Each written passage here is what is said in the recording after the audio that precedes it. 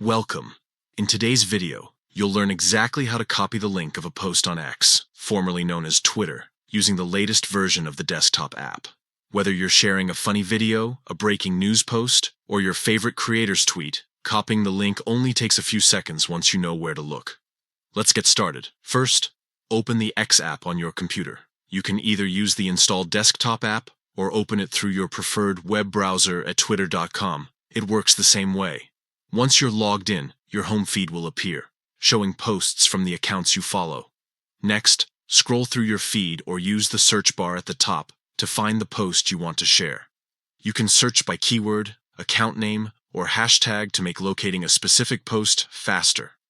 When you've found the right post, take a moment to look at the icons displayed directly beneath it.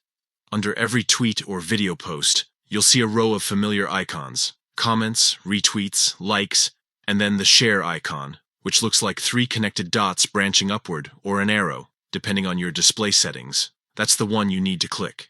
When you click the share icon, a small menu will pop up with several options, such as sending the post via direct message or sharing it to other apps.